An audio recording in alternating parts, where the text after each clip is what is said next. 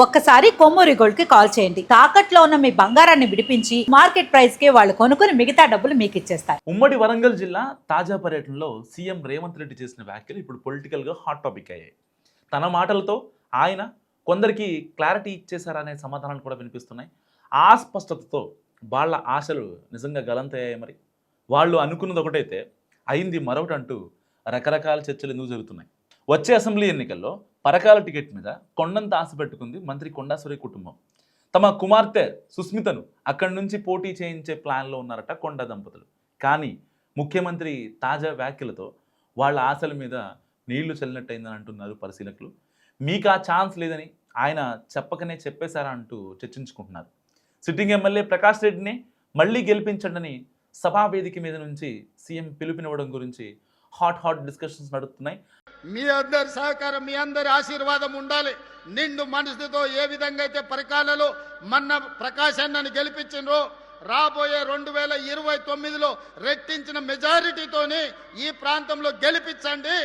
అయితే తెలంగాణ పొలిటికల్ సర్కిల్స్లో ఉమ్మడి వరంగల్ జిల్లా నేతల పంచాయతీ సందర్భంగా కూడా తాను పరకాలలో పోటీ చేసి తీరుతానని ప్రకటించారు సుస్మిత. అందుకు తగ్గట్టే అక్కడ ఫోకస్ కూడా పెడుతున్నారు ఆమె. ఈ సీట్లో తమ కుటుంబం నుంచే ఒకరు బరిలో ఉండాలని మొదటి నుంచి కొండా కుటుంబం ఆశిస్తోంది.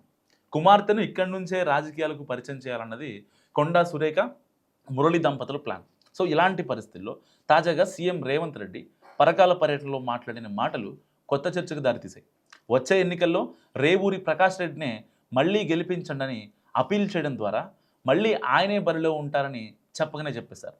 దీంతో సీఎం క్లారిటీ ఇవ్వాలనే ఇచ్చారా అనే చర్చ ఇప్పుడు ఎక్కువగా నడుస్తుంది. అయితే నియోజకవర్గాల పునర్విభజన అండ్ మహిళా రిజర్వేషన్ అమల్లోకి వస్తే అసలు రాజకీయ ముఖచిత్రం బయటపడుతుంది.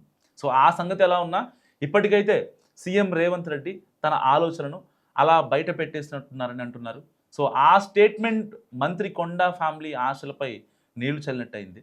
సో జిల్లాలో తరచూ రేగుతున్న వివాదాలకు ఫుల్ స్టాప్ పెట్టాలని డిసైడ్ అయ్యారా, లేదంటే ఆ సీటు ప్రకాష్ రెడ్డిదేనని చెప్పాలనుకున్నారు? కానీ మొత్తం మీద ముఖ్యమంత్రి చేసిన ప్రకటన మాత్రం కొండా ఫ్యామిలీకి తీవ్ర నిరాశ మిగిల్చిందన్నది ఓరుగల్లు వాయిస్. మరి మీరేమనుకుంటున్నారు? మస్ట్ కామెంట్ చేయండి.